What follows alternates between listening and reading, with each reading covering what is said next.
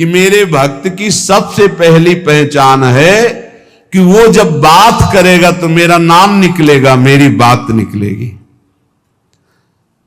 कहां गए थे वो? श्री जी की कृपा से परिक्रमा करके आ रहे थे। श्री जी ने ऐसी प्रेरणा की परिक्रमा होके आ रहे। और कैसे? बड़ी कृपा है लाडली जी की।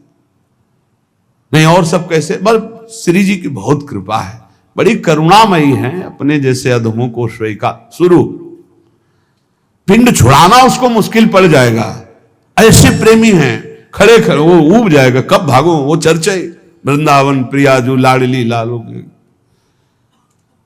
ऐसे प्रियालाल के प्रेमी जन होते हैं कि उनको बस भगवत चर्चा ही करनी। अगर जबान खुली तो भगवत चर्चा। धूप है कि क्या है?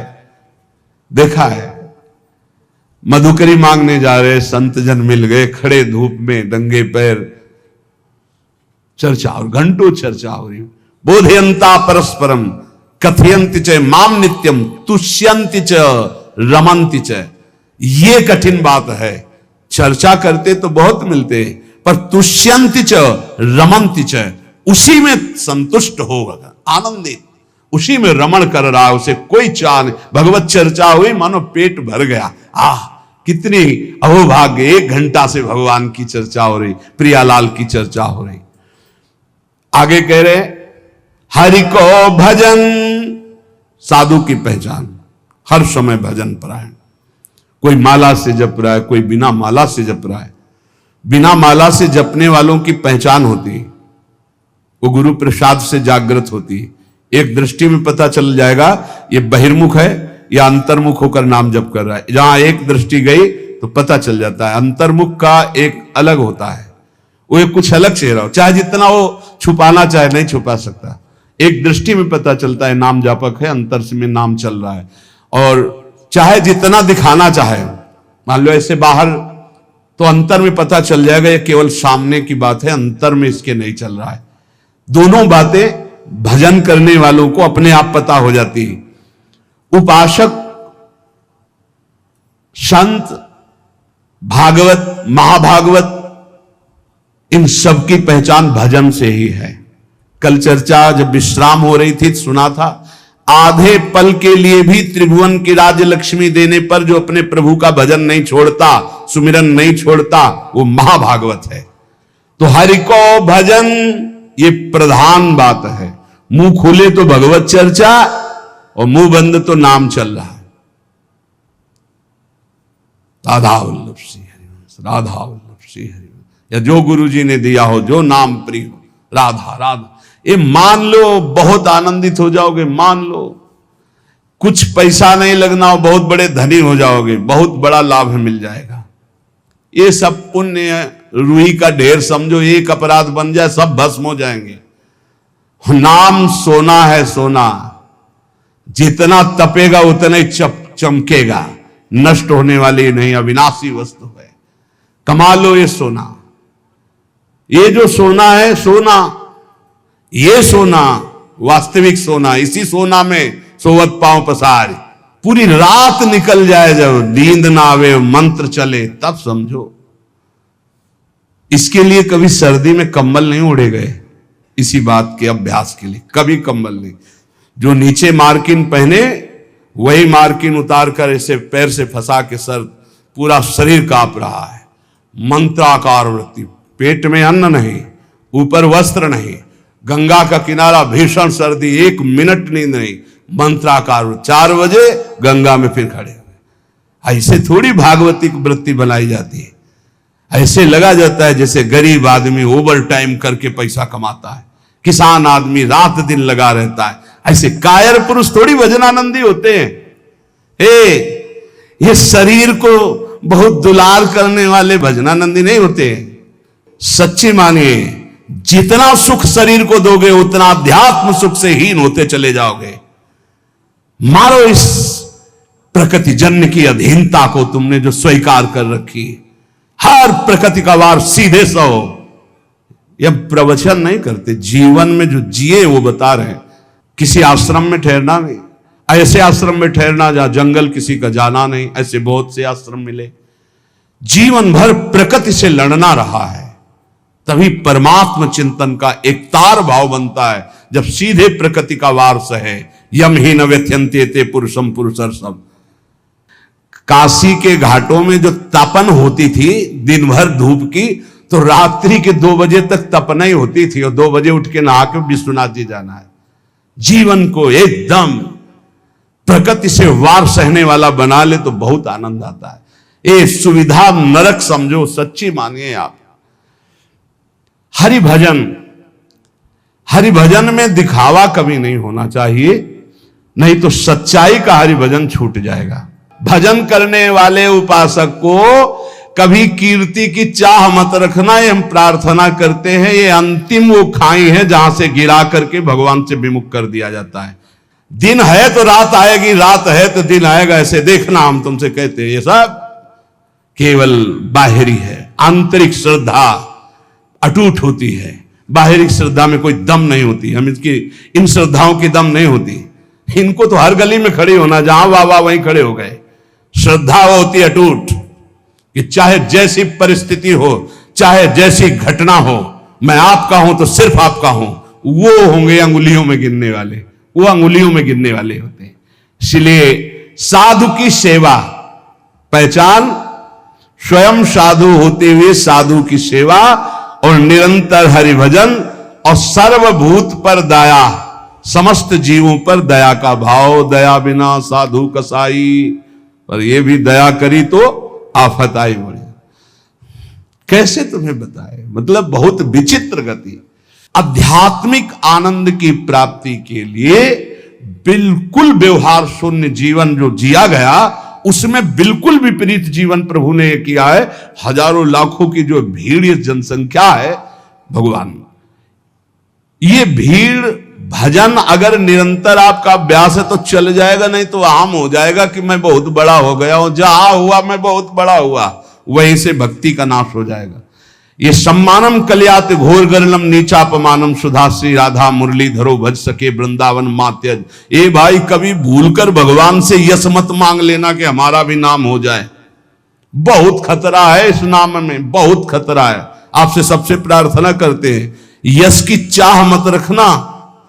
उर्कछु प्रथम वासना रही, सो प्रभु पद सरित प्रीति सो बही। बहा दो वासना को।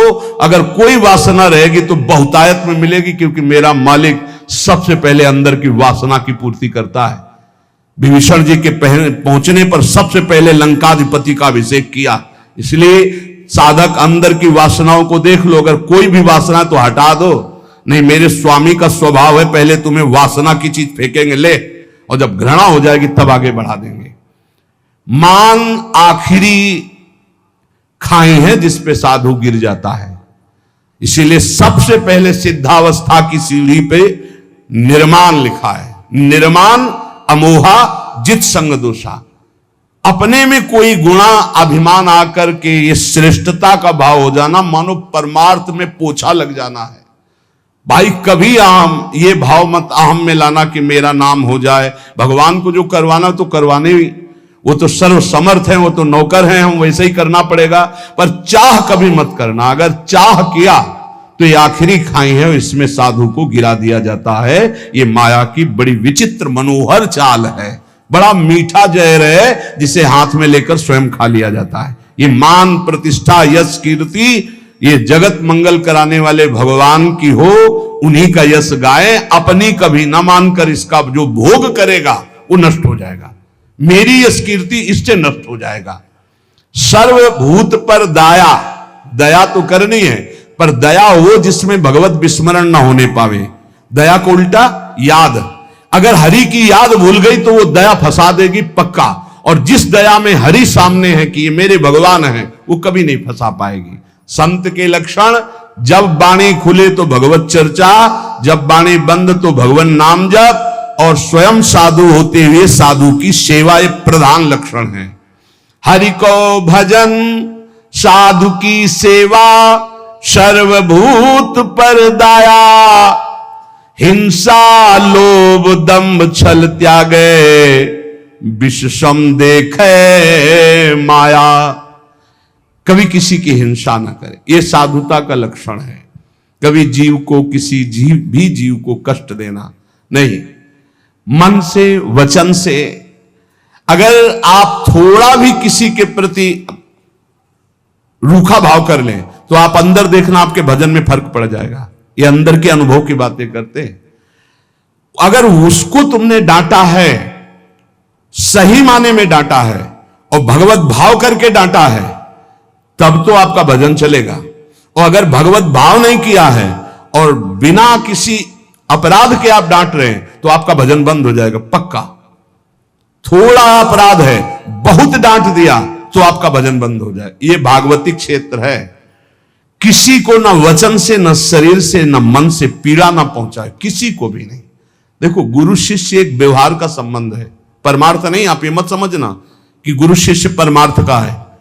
परमार्थ तो एक ही तत्व है, न गुरु है न शिष्य है। अगर शिष्य शिष्य वो गुरु ही है, गुरु गुरु वही भी शिष्य है, वही गुरु है वही शिष्य, दो नहीं। द्वैत परमार्थ नहीं है, परमार्थ एक वस्तु है। परमार्थ में गुरु शिष्य नहीं, ये व्यवहार है। प्रणाम, नमस्कार, वंदन, ये सब व्यवहार के अंतर।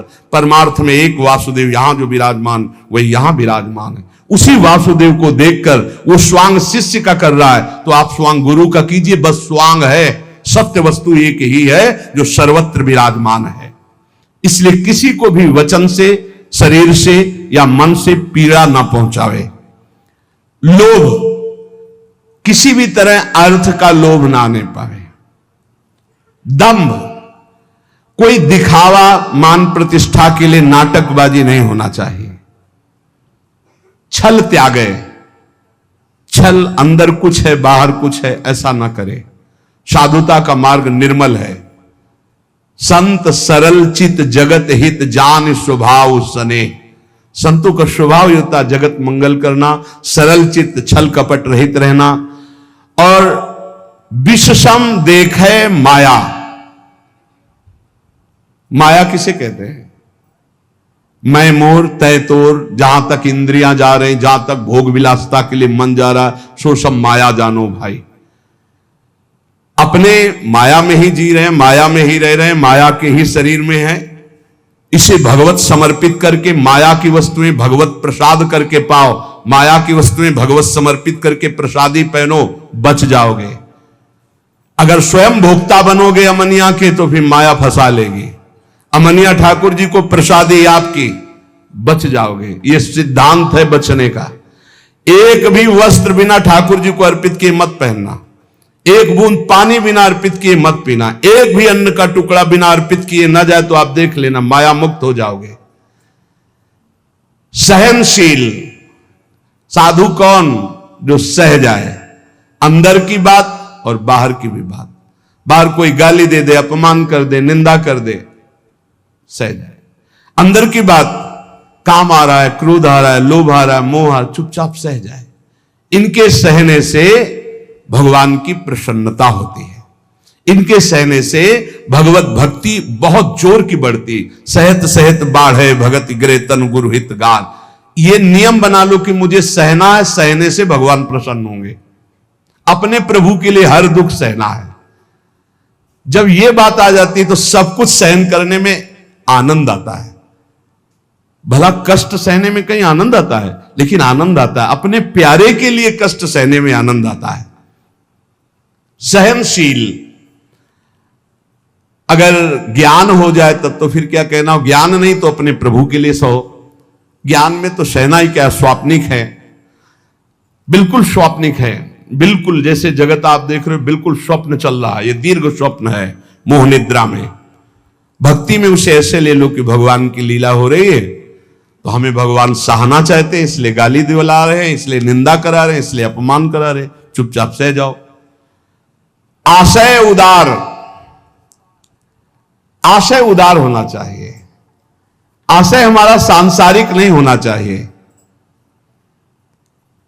आशय क्या है? भगवत प्राप्ति। भगवत प्राप्ति के लिए हमें हर बात सहनी है। धीरज, धैर्यवान। भगवत प्राप्ति अगर आशय नहीं, लक्ष्य नहीं तो आप सह नहीं सकते, पक्का समझ लेना। भगवत प्राप्ति के लिए सह सकते हो। भगवान की बड़ी विचित्र लीला, बड़े बड़े सिद्धों को पिटवाया है, पुजवाया है, दोनों काम करते हैं वो। पुजवाना भी वाह वाह और पिटवाना भी, ये दोनों काम साथ उनके चलते रहते हैं। अगर ऊपर से कुम्हार पीटता है मटकी को तो अंदर से हाथ दिए रहता है, ऐसे दोनों कार्य होते हैं। अब बोलो बूढ़े बाबा माधवदास जी हैं जगन्नाथपुरी में, अब उनकी कौन सी परीक्षा बकाया है? साथ ले जाते हैं बाबा, रात्रि में शयन हो जाता है जगन्नाथ जी का, आते हैं बाबा चलो आज राजा के बगीचे के कटहल का, बड़ी खुशबू मार रही, पके कटहल है। तो जय जय आप सुबह हमें आदेश करें, हम राजा के पास जाएंगे, भिक्षा मांगेंगे, वो कटहल लाके आपको दे देंगे। जब राजा सुनेंगे कि आपको कटहल पसंद है तो बगीचा आपके नाम करवा। तो बाबा जो चोरी में आनंद मिलता है वो साहूकारी से मांग के थोड़ी ठीक लगेगा। बोले वैसे प्रभु चोरी क्या, हो तो आप ही का बगीचा है, आपका ही तो। बोले उपदेश मत करो, हमारे साथ चलो। बाबा को ले गए, बाउंड्री फंदवाए, ठाकुर जी झील कर बाउंड्री सुनको, 9 किशोर, ये तो आप चढ़ गए। बाबा आप ऊपर कटहल के पेड़ में, वो बहुत पका है। बोले अनीति मत करो जय जय, आप 9 किशोर आप चढ़ो, हम नीचे हैं। बाबा तुम चढ़ो, हम नीचे से बताते रहे। जो ही कटहल एक तोड़कर पका फेंका, उसने कहा वाह वाह बाबा बहुत। अरे बोले जय जय इतनी जोर से वाह वाह कह रहे हो कि चौकीदार सब जान जाएंगे, पिटवाओगे आप हमें। फिर दूसरा जो फिर वाह वाह, तो दरवाजा खुला, चौकीदार आए, आप तो अंतर ध्यान हो गए, पकड़े गए माधोदास। रात्रि का समय तो 10-5 डंडा होता, पर जब देखे कि कौन है तो पता चला कि तो माधोदास बाबा। तब सुबह राजा के सामने पेशगी हुई। राजा तो उतर कर साष्टांग दंडवत हुआ, अरे महाराज आप आदेश कर देते तो जितने कटहल लगे सब आपकी कुटिया भिजवा देते, आप ऐसा। बोले आप आदेश कीजिए, आप ऐसा। अरे बोले हम क्या आदेश करें, क्या तुम्हें बताएं। समझाया था कि सुबह हम राजा के यहां से भिक्षा मांग लाए, पर वो बोले कि ऐसे ज्यादा आनंद आएगा। तो आनंद तो हमें आया महाराज, देखो पूरे डंडा बने हुए तुम्हारे चौकीदार। मतलब क्या? बोले जगन्नाथ जी साथ थे, ऐसा। बड़ा अपराध बन गया। सुबह ही पूरा सब और जाके जगन्नाथ जी को समर्पित कर दे। बड़े बड़े सिद्धों को पिटवाना। अब वो कहीं भोजन मांगने नहीं जा रहे, रात दिन भजन में डूबे हुए हैं। अपना थाल अपने पार्षदों से जो भोग में लगा सजवा करके और खूब आप दिव्य पार्षदों से गायब करवा दिया। माधवदास बाबा के पास, बाबा पा लीजिए वो प्रसाद आया जगन्नाथ जी का। हाँ अभी रख दो, फिर हम धो के रख देंगे, बाहर से ले जाना। अब प्रगट पार्षदों ने देखा थाल ही गायब। अब पूरी हल्ला मच गया, जगन्नाथ जी का थाल गायब, भोग का। जब माधवदास बाबा भजन से उठे, खूब प्रसाद पाया और समुद्र से धोकर अपनी झोपड़ी के ऐसे कुटिया के ऐसे किनारे। किसी ने बताया थाल तो वहां धुली मंजी रखी हुई है जगन्नाथ महाराज जी की माधवदास बाबा के पास। वहां गए तो देखा था। बोले ऐसा छोड़। अब ये भी नहीं सोचा कि जब भोग लगता है तो सब पार्षद ऐसे बैठते हैं, पर्दा लगता है, वहां से थाल कौन ले जाएगा। बड़ी पिटाई की माधवदास। अच्छा माधवदास बाबा इसलिए पिटाई को सुखपूर्वक सह रहे थे कि महाप्रसाद पाया है तो ये भी प्रसाद पा लो। अब थाल लेकर के भूखे हैं तो थाल आप भिजवा रहे हैं, आप ला रहे हैं, पिटाई आप कर। इनके रहस्य को समझना बड़ा कठिन, इसलिए ये कभी ना समझे कि ये गाली देने वाला कोई और है, ये पीटने वाला कोई। प्रभु पिटवाते हैं, प्रभु ही पुजवाते हैं, दोनों काम कराते रहते हैं, बैलेंस बराबर बना के चलते हैं। पक्का समझना है। सहनशील। कोई डर रहा होगा कि यार ज्यादा भक्ति करने पे पिटवाते भी है। ये सिद्धों के साथ करते हैं, आपके साथ नहीं खेलेंगे। बच्चों को भारी वजन उठाने को नहीं दिया जाता, अपने लोग बच्चे हैं इसलिए चिंता मत करना कि आपकी भी परीक्षा होगी। ये सिद्धों के साथ खेलते हैं। सहनशील, आशय उदार, अति धीरज सहित विवेकी, अत्यंत धैर्यवान और विवेकवान, सद असद का ज्ञान रखने वाले को विवेकी कहते हैं। सत्य वचन, साधु के वचन सत्य होते हैं, इसलिए कभी असत्य न बोले। सत्य वचन सबको सुखदायक, जब बोले तो विचार करके बोले और ऐसे वचन बोले जिनमें दूसरों को सुख मिले। ये बचने का दरिद्रता। वचन में दरिद्रता क्या? कोई पैसा लगता है? बड़े मीठे वचन बोलो, बना के दूसरों को सुख पहुंचाने वाले हितकर सत्य वचन बोलो। और गहि अनन्य व्रते की, अपने इष्ट का अनन्य होगा, ये होता संत की पहचान। बोले इंद्रियजित, 5 ज्ञानेंद्रियां 5 कर्मेंद्रियां उसके बस में होंगी, पर अभिमान न जाके, इंद्रिय विजयी होने का अभिमान नहीं होगा। तो बोले करे जगत को पावन, ऐसा महात्मा सारे संसार को पावन करने वाला होता है। भगवत रसिक तासु की संगति, तीनों ताप न सावन, ऐसे संतों की संगति तीनों ताप, दैहिक दैविक भौतिक सब तापों का नाश करने वाला होता है। तो श्रीपाद कहते हैं कि वृंदावन में यदि ऐसे रसिकों का संग मिल गया तो आप ये जान पाओगे कि वृंदावन में जो कुकर शुकर जीव जंतु हैं सब भजनानंदी परमहंस है, महापुरुष है। वृंदावन मनु विंदाम्य हम अपि देहम स्व सुकरादि नाम।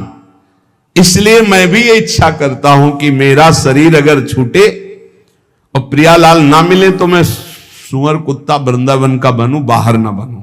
और ये यहां का सिद्धांत है, यहां जिसका शरीर छूटता है उसे बाहर नहीं भेजा जाता। कीड़ा मकोड़ा पशु पंछी जो भी बनेगा वो यहीं का बनेगा।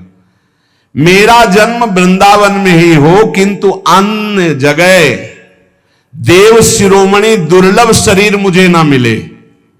मुझे वृंदावन में सूकर कुकर आदि भी बन, क्योंकि यहां कभी रसिकों की जूठन मिलेगी, प्रियालाल के गुण गाने वाले रसिकों के दर्शन होंगे, प्रियालाल का यश सुनने को मिलेगा, और जब इसी राज्य में शरीर छूटेगा तो प्रियालाल की प्राप्ति हो जाएगी। संत वचन, महापुरुषों ने जगत मंगल के लिए उपदेश किए हैं। ये जो पीछे आपने सुना होगा यम नियम धारण करना चाहिए, अगर यम नियम धारण करता है तो उसमें बड़ी दिव्यता आती है। यम नियम आसन प्राणायाम प्रत्याहार धारणा ध्यान समाधि यो अष्टांगानि, योग के ये 8 अंग हैं, 8 अंग हैं। यम नियम आसन प्राणायाम प्रत्याहार धारणा ध्यान और समाधि, ये अष्टांग योग कहलाता है। पर यम नियम हर उपासक के जीवन में होना चाहिए, चाहे जिस मार्ग का हो। ये यम नियम सब संप्रदाय सब उपासकों के जीवन में होते हैं। क्या यम?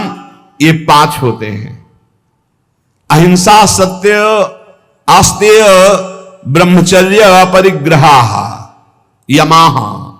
ये यम, किसी की हिंसा न करना, सत्य आचरण, सत्य भाषण, सत्य विचार, किसी की चोरी न करना, सदैव ब्रह्मचर्य का पालन या गृहस्थ में उचित ब्रह्मचर्य का पालन, और अपरिग्रह, किसी से भी दान न लेना, ये यम है। अगर यम का पालन किया जाए, अपरिग्रह स्थैर्य जन्म कथंत संबोधा, अगर किसी से जिंदगी भर कोई दान ना ले, यम का और नियम का पालन करे, तो उसे कई जन्मों की स्मृति प्राप्त हो जाएगी। जैसे इसमें ब्रह्मचर्य, अपरिग्रह, आस्ते, चोरी ना करना, सत्य बोलना, किसी की हिंसा न करना, ये 5 यम हैं। इनमें अपरिग्रह, जो इन 4 यमों का पालन करते हुए 5वां अपरिग्रह, कभी किसी का दान न ले, आकाश वृत्ति से प्राप्त हुई भिक्षा या माधुकरी वृत्ति से प्राप्त हुई भिक्षा को कभी दान नहीं कहते। जो किसी से हाथ फैला के लिया जाता है उसे दान कहते हैं। आकाश वृत्ति से जो हमें भगवान बैठे बैठे दे दे, अजगर वृत्ति, ये माधुकरी वृत्ति, ये संतों के लिए रखी गई। और गृहस्थ में तो दान लेने का कोई सवाल ही नहीं, धर्म पूर्वक कमाओ और दूसरों की सेवा करना वो बात है। लेकिन तीर्थयाटन या कहीं भी जाकर कई बार मना किया है, आप गृहस्थ हो, अपनी मेहनत की कमाई का खाओ, भले आप चना चबेना से समय काटो, लेकिन किसी की हलवा पूड़ी दी हुई मत खाओ, क्योंकि आपके पुण्य बच जाएंगे। कितनी बड़ी बात है। यही यम का पालन कर रहे थे भीष्म पितामह जी, ब्रह्मचर्य, सत्यवादी और अहिंसा। अहिंसा का तात्पर्य बहुत सूक्ष्म होता है। जो धर्म विरुद्ध आचरण करने वालों को धर्मयुक्त दंड देता है वो हिंसा नहीं मानी जाती। अहिंसा का मतलब यही नहीं कि केवल अधर्मी पुरुष है, पापाचरण कर रहा है, आपका राजकीय पद में अधिकार है कि उसको दंडित किया जाए और आप उसे कि मैं तो अहिंसा व्रती छोड़ दिया, अब हिंसा हो गई, क्योंकि वो हजारों को अधर्म करके दुख देगा, वो तुम्हें पाप लगेगा। तुम अधिकार प्राप्त हो राजकीय विधान से, उसको दंडित करो, उसको शासन में लो। अधिक पापी है तो उसको न्याय के द्वारा ऐसे कब्जे में रखा जाए जिससे वो अपराध ना कर पावे। तो कहीं कहीं हिंसा भी अहिंसा हो जाती है, हिंसा भी अहिंसा हो जाती है। जैसे हम पीछे सुनाया था वो लकड़ी हरी उजालेगा, पूरे 4 को मारा तो पूरा गांव बच गया, तो वो अहिंसा हो गई, वो पुण्य हो गया। भीष्म पितामह जी को भगवान से कह रहे कि मुझे 100 जन्म की पूरी याद है, पीछे मैंने कोई ऐसा पाप नहीं किया जो ऐसा भोग रहा हूं। ऐसे ये जो पूर्व जन्मों की स्मृति है ये यम धारण करने से प्राप्त हो जाती है। अहिंसा, सत्य, चोरी ना करना, ब्रह्मचर्य धारण करना और किसी से परिग्रह न लेना, दान न लेना। दान लेने से बहुत हानि होती है, बहुत हानि होती है। दान लेने में खुशी नहीं होना चाहिए कि हमें कोई बहुत महंगा स्वेटर दे रहा है, बढ़िया घड़ी दे रहा है, खूब रुपया दे रहा है, ये बहुत घाटे का है। नाशवान वस्तुओं से अविनाशी भजन का हिस्सा बटा देना ये कोई बुद्धिमत्ता नहीं है। सहज में काम चलाओ और खूब भजन करके जगत मंगल करो, भजन करके भगवत प्राप्ति करो। देखो कितनी बढ़िया बात कह रहे हैं, अपरिग्रह स्थैर्य जन्म कंथता संबोधा। अनेक जन्मों की वो याद बैठे बैठे कर सकता है, पूर्व जन्म में मैं कौन था या पूर्व जन्म में आप कौन थे। जो किसी का कभी दान नहीं लिया और अखंड ब्रह्मचर्य से रहता है, सत्य बोलता है, चोरी नहीं करता, किसी की हिंसा नहीं करता, जो ब्रह्मचर्य से रहता है, ब्रह्मचर्य प्रतिष्ठायाम वीर लाभः। ब्रह्मचारी जैसा कोई बलवान नहीं होता, शारीरिक बल कोई बल नहीं कहा जाता। ब्रह्मचर्य में सामर्थ्य होती संकल्प बल की, जाओ ऐसा फिर वैसे ही होगा। अध्यात्म बल बहुत बढ़ जाता है ब्रह्मचारी का, आत्मबल बहुत बढ़ जाता है। कहीं भी वो भयभीत होना, कहीं भी शंका कर लेना, कहीं भी पराजित हो जाना उसके स्वभाव में नहीं होता। जो ब्रह्मचारी होता स्वभाव में नहीं होता। ये खास बात होती है।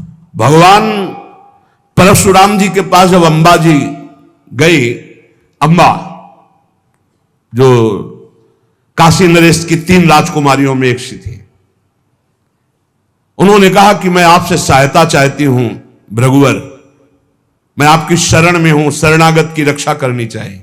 बोले पहले तो तुम्हारा स्त्री स्वरूप है, वैसे ही अधिकार बनता है रक्षा का। दूसरा तुम शरण में हो, बोलो कौन त्रिभुवन में ऐसा है जो तुमको कष्ट दे रहा है।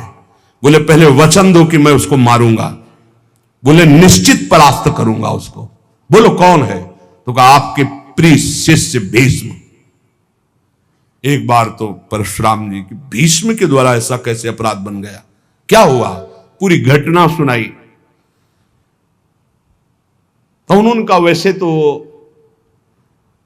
उन्होंने ऐलान किया था कि मैं हस्तिनापुर नरेश के लिए इन राजकुमारियों का अपहरण कर रहा हूं। उन्होंने ये तो नहीं कहा था कि मैं अपने लिए, उसी समय तुम्हें बोल देना था कि मैं साल्व से प्रेम करती हूं, तुम्हारी त्रुटि रही। तो उनका भगवान मैं समझ रही थी कि आपके शिष्य आप पक्ष लेंगे। बोले बिल्कुल पक्ष नहीं लूंगा, तुम शरणागत हो, तुम्हारे लिए मैं मेरी आज्ञा का पालन करेगा।